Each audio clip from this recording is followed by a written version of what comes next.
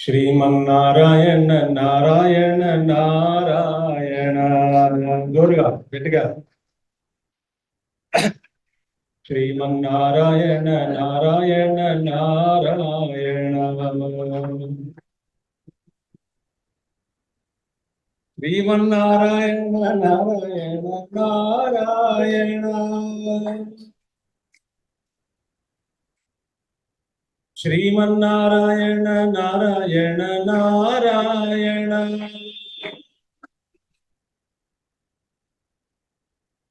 శ్రీమన్నారాయణ నారాయణ నారాయణ.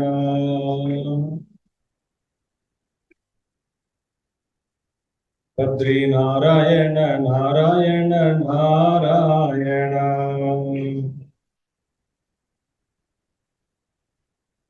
బద్రీనారాయణ నారాయణ నారాయణ.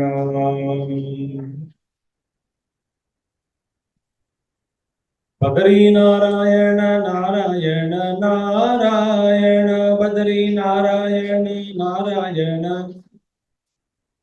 బద్రీనారాయణ నారాయణ నారాయణ. లక్ష్మీనారాయణ నారాయణ నారాయణ. లక్ష్మీనారాయణ. లక్ష్మీనారాయణ నారాయణ నారాయణ.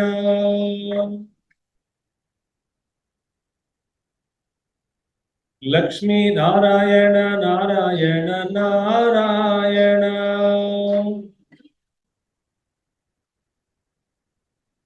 లక్ష్మీనారాయణ నారాయణ నారాయణ.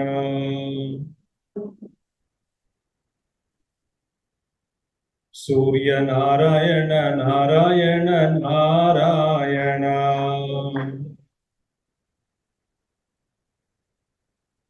సూర్యనారాయణ నారాయణ నారాయణ.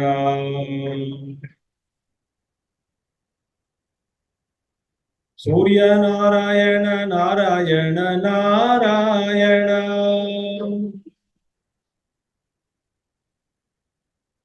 సూర్యనారాయణ నారాయణ నారాయణ.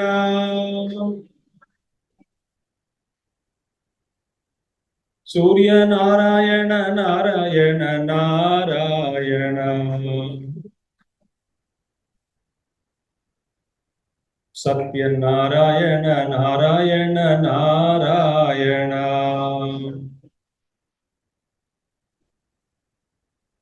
సత్యనారాయణ నారాయణ నారాయణ.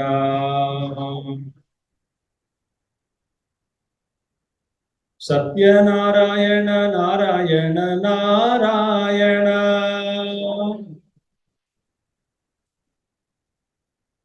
సత్యనారాయణ నారాయణ నారాయణ.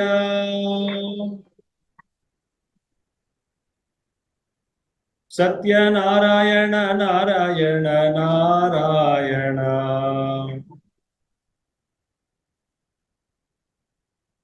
నరనారాయణ నారాయణ నారాయణ.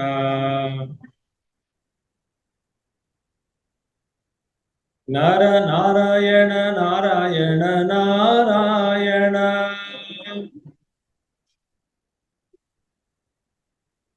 నరనారాయణ నారాయణ నారాయణ.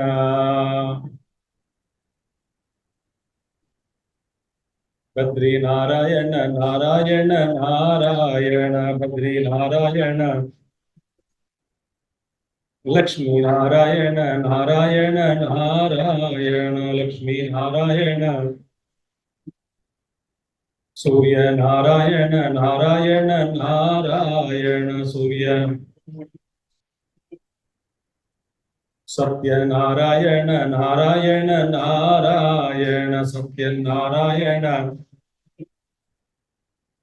నరనారాయణ నారాయణ నారాయణ. నర. బద్రీనారాయణ నారాయణ నారాయణ.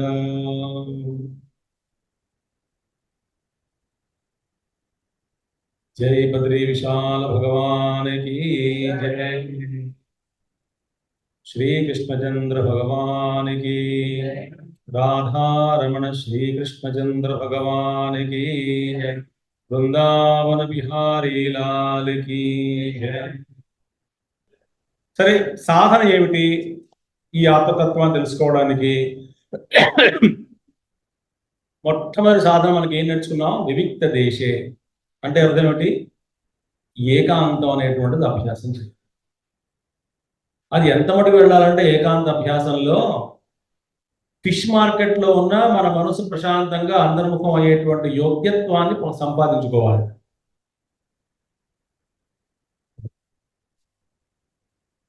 అది అంతరంగంలో ఉన్నటువంటి ఆ స్థాయికి మనం వెళ్ళాలి. తర్వాత శుచి అని, వివిక్త దేశే, శుచిగా ఉండడం అనేటువంటిది ఈ సాధనలు చెప్పుకుంటూ వచ్చాం. తర్వాత ఆ తత్వం అనేటువంటిది ఎలా ఉంది? అచింత్యము, అవ్యక్తము, అనంత రూపము, వాటి మీద ఎలా ధ్యానం చేయాలి? ఉమా సహాయం, ఉమా అంటే కూడా చక్కటి అర్థం చెప్పారు ఆయన. ఉమా సహస్రం కూడా ఉంది, కావ్యకండ గణపతి ముందు రాసినటువంటిది. దాన్ని కూడా స్మరణ చేసేది మన రామస్వామి గారు పొద్దున ఉపన్యాసంలో. తర్వాత ఈ విధంగా ధ్యాత్వా ముని గచ్చతి భూతయోని సమస్త సాక్షిం అని మనం చెప్పుకున్నాం. ఆయనే బ్రహ్మ, ఆయనే విష్ణువు, ఆయనే రుద్రుడు, ఆయనే మొత్తం ఆయనే. స కాల అగ్ని, స ప్రాణ, సైవ విష్ణు, స అక్షర, స ఇంద్ర అని మనం చెప్పుకున్నాం. అంటే ఆ తత్వమే అన్ని రూపాల్లో ఉన్నటువంటిది అనేటువంటిది. సయేవ సర్వం యద్భూతం యచ్చ భవ్యం సనాతనం జ్ఞాత్వా తం జ్ఞాత్వా మృత్యుమత్యేది నా అన్యత్పంథా విముక్తయే. అంటే దాన్ని తెలుసుకోవడం అనేటువంటిది, ఆ తత్వాన్ని తెలుసుకుంటేనే మనకి శాశ్వతమైనటువంటి సుఖము, ఆనందం. కానీ వేరే మార్గం మనకి లేదు. శాశ్వతమైనటువంటి సుఖానికి వేరే మార్గం ఏమీ లేదు. ఒక చిన్న కథ చెప్తాను మీకు. కొంచెం నిద్రావస్థలో ఉన్నటువంటి వాళ్ళు మేల్కొనడానికి కొంచెం అవకాశం ఉంటుందని నేను అనుకుంటున్నాను. చూడండి, వినండి, జాగ్రత్త వినండి. మంచి కథ.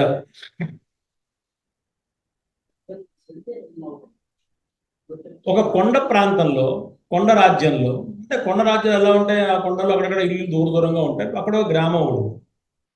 ఆ గ్రామంలో ఒక వృద్ధుడు నివసిస్తున్నాడు.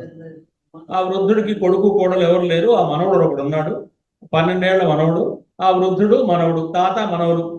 ఆయన దగ్గర ఒక గుర్రం ఉంది. ఆ గుర్రాన్ని పాపం ఆ కొండల్లో ఏదైనా బరువులు అవి అంటే వాడికి నేను చెప్పుకుంటూ డబ్బులు సంపాదించుకుంటూ మనవాడిని పోషించుకుంటూ 80 ఏళ్ల వృద్ధుడు అక్కడ నివసిస్తున్నాడు.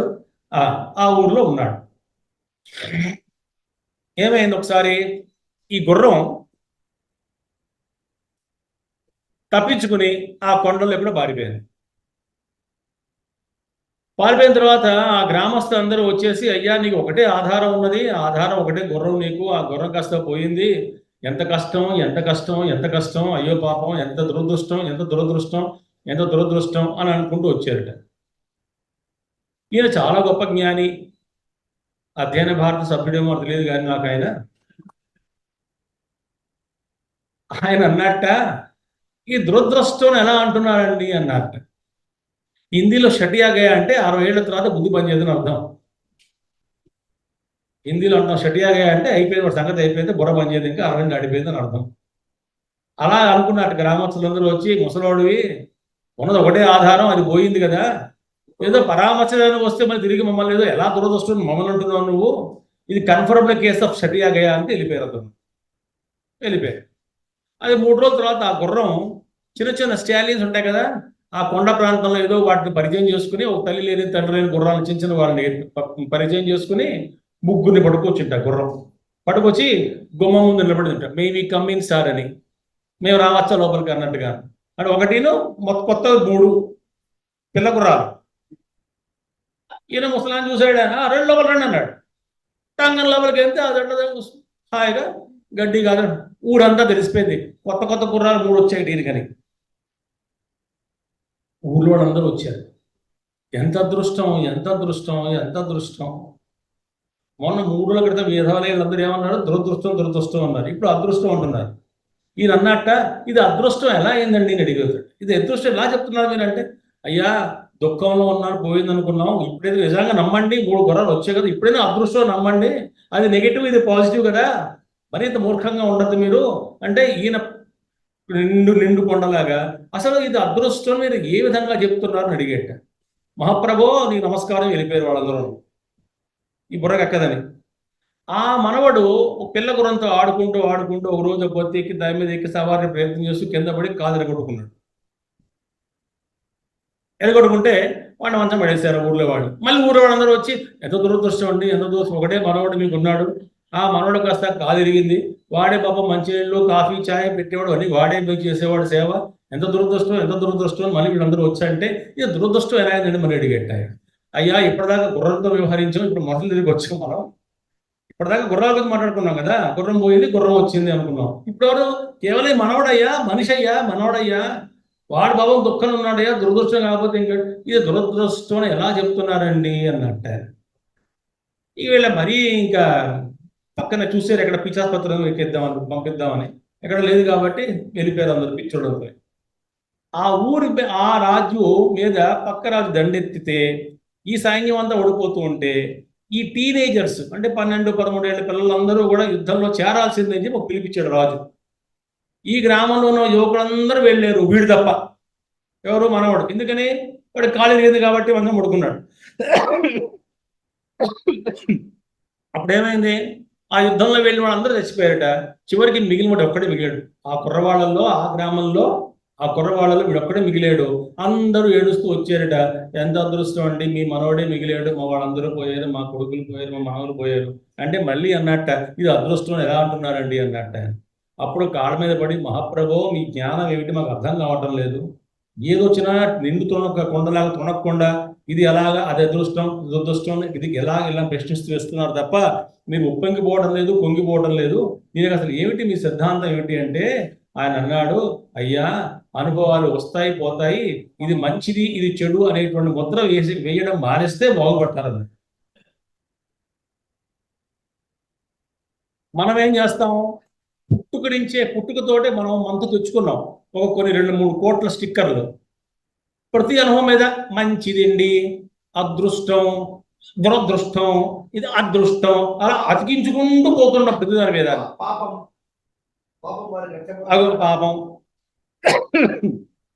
ఇది దురదృష్టం, ఇది అదృష్టం, ఇది దురదృష్టం, ఇలాగా అనుభవాల పరంపరలు వస్తూ పోతూ ఉంటాయి. స్టాప్ నేమింగ్ దెమ్ అన్నాడు. ఇది మంచి ఇది చెడు అని మానేస్తే అప్పుడు మనసు శాంతిగా ఉంటుంది, ధ్యానం పోతుంది. మన పని ఏం చేస్తున్నాం, ఇదే చేస్తున్నాం, ఏమిటి స్టిక్కర్లు పెట్టుకుంటూ పోతున్నాం. కాబట్టి ఇక్కడ వేరే మార్గం లేదు నాయన, మనసుని శాంతించి అన్యపంథ విముక్తయే, విముక్తికి వేరే మార్గం అనేటువంటిది లేదు అని చెప్పడం జరిగింది. 10వ మంత్రం పుస్తకాన్ని తెరవండి, చదువుతాను, మీరు చదవాలి తర్వాత. సర్వభూతస్తమాత్మానం సర్వభూతాని చాత్మని సంపశ్యన్ బ్రహ్మ పరమం యాతి నాన్యేన హేతునా. సర్వభూతస్తమాత్మానం సర్వభూతాని చాత్మని సంపశ్యన్ బ్రహ్మ పరమం యాతి నాన్యేన హేతునా. మొదటి లైను గీత 6వ అధ్యాయం 29వ శ్లోకం. ఆ రెండో శ్లోకం ఏమిటి, రెండో లైన్ ఏమిటి, ఈక్షతే యోగయుక్తాత్మ సర్వత్ర సమదర్శనః, అది అక్కడ శ్లోకం గీతలో. ఇలాంటి మంత్రమే మనం చెప్పుకున్నాం. పొద్దున ఎవరు ఏ గురువు గారు చెప్పారో తెలియదు కానీ యస్మిన్ సర్వాణి భూతాని ఆత్మ ఏవ అభూత్ విజానతః తత్ర కో మోహ కశ్చోకః ఏకత్వం అనుపశ్యతః అని చెప్పారు పొద్దున చిలా గురువు గారు. అణు అనే పదాలు చెప్పారు. అణు అంటే ఏమిటి, లగాతార్ హిందీలో ఉంటాం అంటే కాన్స్టెంట్ గా, అంటే విచ్ఛేదం లేకుండా. కాబట్టి ఇక్కడ ఏమంటున్నారు మంత్రంలో, భూతస్థం ఆత్మానం అంటే అన్ని భూతములలో ఉన్నటువంటి ఆత్మతత్వం. దీన్ని ఎలా గమనించాలో ఒకసారి చిన్న సాధన చూద్దాం. ఏమిటా సాధన అంటే,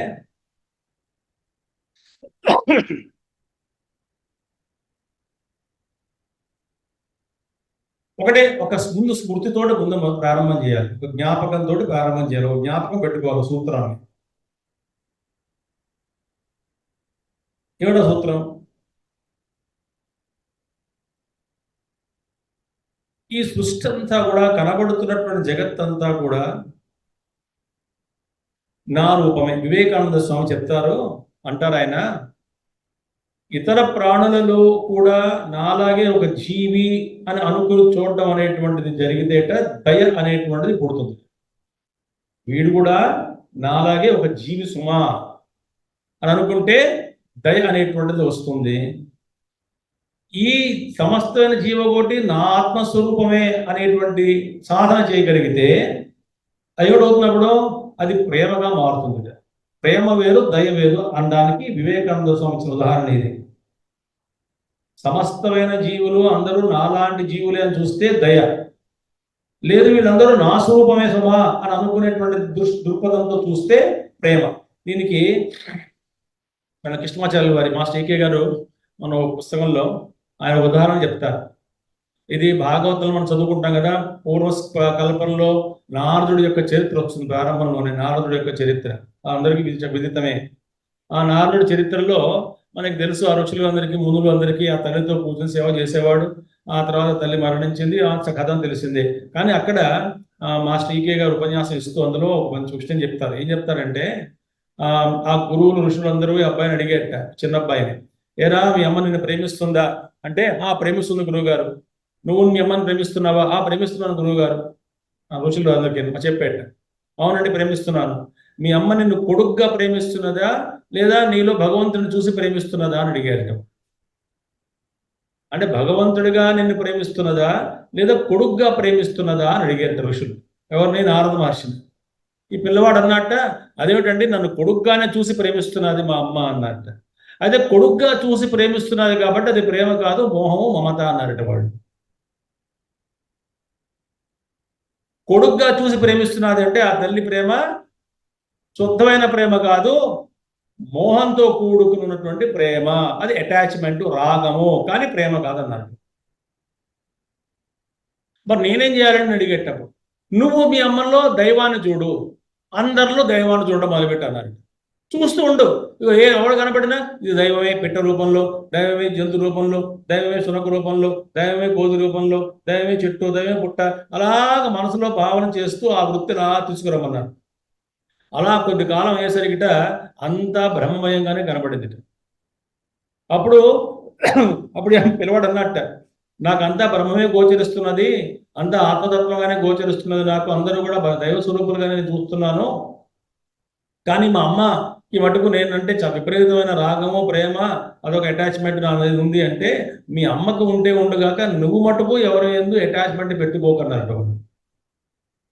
ఇతరులకి మన మీద అటాచ్మెంట్ ఉండకూడదు అని శాసించడానికి మనకు అర్హత లేదు. కానీ మనకి అంటే నీకు అంటే ఆ ఋషి అబ్బాయికి చెప్తారు ఋషులు, నీకు మటుకు తల్లి అంటే దైవంగానే చూసి ప్రేమించు, కానీ తల్లిగా చూసి ప్రేమించగలరు. తల్లి అనేసరికి ఒక మోహం, మమత, ఒక పరిమితత్వంలోకి వచ్చింది. దైవమే తల్లిగా ఉన్నది అని చూసి ప్రేమించు. తల్లే దైవం అంటే అది వేరు. మళ్ళీ తల్లే దైవం అంటే ఒక దృక్పథం, అది పూర్తిగా లేదు. దైవమే తల్లిగా ఉన్నప్పుడు ఎప్పుడైతే ఈయన సాధన చేసి మొదలుపెట్టాడో, ఎప్పుడైతే ఈ అబ్బాయికి మొత్తం దైవమే కనబడుతున్నదో, ఆ వెంటనే ఒక రోజు అమ్మగారి పాము కాటి అమ్మ వెళ్ళిపోయింది, పైకి వెళ్ళిపోయింది. అంటే ఏమిటి? ఆ సాధనకి ఉపయోగపడినటువంటి ఆ యొక్క రూపము, నామం అనేటువంటిది విలీనం అయిపోయింది. ఆ సాధన పూర్తయిపోయింది ఆయనకి. ఆ తర్వాత నేను వెనక్కి వెళ్ళడం, తపస్సు చేసుకోవడం, విష్ణుమూర్తి మీద ధ్యానం చేయడం, ఆ తర్వాత కథ అంతా వస్తుంది, తర్వాత వేరే విషయం. కాబట్టి ఈ ముందు మన సాధన ఏమిటి? అది అంటే ఏమిటి? అందరిలో మనమే చూస్తున్నాం అనుకోండి, జాగ్రత్తగా. స్వామి చిన్మయానంద వారు అంటారు, when we are dealing with our selves we deal with heart, when we are dealing with others we deal with head అన్నాడు ఆయన. మనల్ని మనం చక్కగా మనకి డీల్ చేసుకుంటున్నప్పుడ మనం ఏం చేస్తాం? మనం హృదయాన్ని వాడుకుంటా ఉంటాం. ఓన్లీ పాపం ఏదో తప్పు చేశాను, మనం క్షమించుకుంటాం, ఇతరులను క్షమించాం. అంటే ఇతరులను తప్పు చేస్తే బుద్ధిని వాడతాం, కానీ హృదయాన్ని వాడం. మనకు మనం తప్పు చేసుకుంటే హృదయాన్ని వాడుకుంటాం కానీ బుద్ధిని వాడుకోం. గురుదేవులు ఏమన్నారు మా చిన్మయానంద వారు, అలా కాదురా, ఆహా, use heart for others, use your head for your self అన్నారు, ఫర్ ఇంప్రూవ్మెంట్. అంటే నీలో తప్పు జరిగితే నిన్ను నువ్వు, నీ అందు నీవు కఠినత్వాలను నువ్వు ఏర్పరచుకో, కానీ ఇతరులు ఏందో ప్రేమ దయ అనేటువంటి చూపించమన్నారు. ఇలా ఎప్పుడైతే సాధన చేస్తున్నామో అయితే మొట్టమొదటిగా మన ఇళ్లలో ఎక్కడ చూపించాలి ప్రేమ? మనకి ఇంటికి వచ్చి పని చేసేటువంటి వాళ్ళ మీద చూపించాలి ముఖ్యమైన ప్రేమ. అక్కడ వస్తుంది మన కష్టం. పేపర్ వాడో, కరెంట్ బిల్లు వాడో, లేకపోతే చాకలి వాడో, లేకపోతే ఇల్లు తుడిచేవాడో ఆవిడో, లేకపోతే అంట్లు తుడిచేవాడో, బట్ట తుకే ఆవిడో, మళ్ళీ సేవ చేసే వాళ్ళ మీద మన భావం ఎలా ఉంటుందో ఒకసారి గమనించండి. వాళ్ళ చూసినప్పుడు ఈ పరమాత్మ ఈ రూపంలో వచ్చి నాకు సేవ చేస్తున్నాడు అనేటువంటి జ్ఞానం కనుక ఉంటే బాగుపడతాం. ఉండదు కదా. కాబట్టి ఇది చాలా సూక్ష్మమైనటువంటి సాధన. ఏమిటది? భూతస్థం ఆత్మానం, అన్ని భూతములలో ఉన్నటువంటి తన ఆత్మ చైతన్యాన్ని చూడడం, అలాగే సర్వభూతానిచ ఆత్మని, సమస్త భూతములను తనయందు చూడడం అనేటువంటిది ఎప్పుడు జరుగుతుందో, సంపశ్యన్ అంటే అనుభవంలో ఎప్పుడు తెచ్చుకుంటాడో అప్పుడు ఆ యాతి పరమం బ్రహ్మ, అటు ఆ పరబ్రహ్మతత్వాన్ని కూడా అనుభవంలో తెచ్చుకోగలుగుతాడు.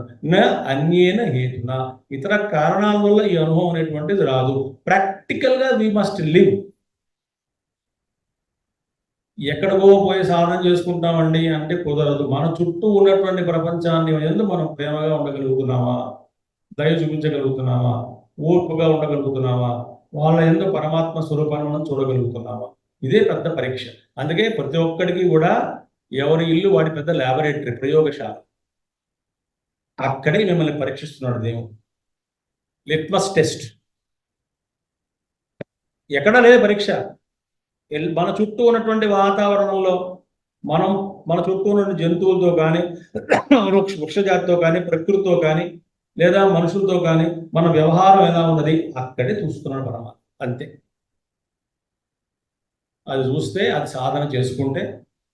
అందుకనే ఏమన్నారు పెద్దవాళ్ళు, ఈ సాధన అనేటువంటిది మర్చిపోకుండా చేయాలి. అందుకనే జ్ఞానం అనేటువంటిది కేవలం బుద్ధిలో కలిగించుకున్నటువంటి ఒక ఇన్ఫర్మేషన్ కాదు నాయన, ప్రాక్టికల్ డెమాన్స్ట్రేషన్ అనేటువంటిది ఉంది. ఎప్పుడైతే ఇది చేయగలుగుతామో అప్పుడు ఆ బ్రహ్మం అనేటువంటి మనకి అనుభవంలోకి వస్తుంది. బ్రహ్మవిత్ బ్రహ్మైవ భవతి అన్నట్టుగా. ఆత్మానం అరణిం కృత్వా ప్రణవం చోత్తరారణిం జ్ఞాన నిర్మథనాభ్యాసాత్ పాశం దహతి పండితః. ఆత్మానం అరణిం కృత్వా ప్రణవం చోత్తరారణిం జ్ఞాన నిర్మథనాభ్యాసాత్ పాశం దహతి పండితః. ఇది మనకి పూర్వకాలంలో ఆరణి విద్య, ఇప్పటికీ కొన్ని ప్రాంతాల్లో చేస్తున్నారు. ఆ ఆరణి విద్య చేసి అగ్ని ప్రజ్వలింపజేసుకుని హోమం చేస్తున్నారు. ఇప్పటికీ ఉంది చేస్తున్నారు ఇప్పుడు కూడా. మా చిన్మయానంద వారు ఎప్పుడు కూడా క్యాండిల్ తోటి దీపాన్ని వెలిగించడానికి మహాకోపం ఆయనకి. క్యాండిల్ తోటి మేము చిన్న విషయం ఏం చేస్తాం, ఈ ఏక ఆరతి దీపం ఉంటుంది కదా, ఏక ఆరతి దీపం, ఆ దీపంలో ఒత్తి వేసి నెయ్యి వేసి దాన్ని వెలిగించి పక్కన పెట్టుకుంటాం.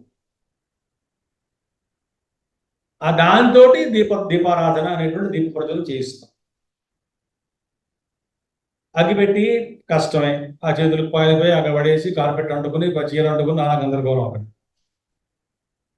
ఈ దీపాన్ని వెలిగించి ఆ దీపం ద్వారా అది వెలిగింపజేస్తారు.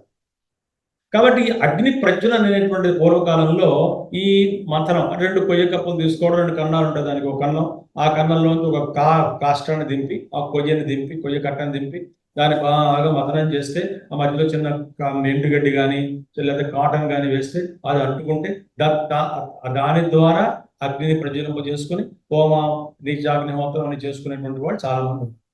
ఇది ఒక విద్య, ఆరణి విద్య. దానితో పోల్చే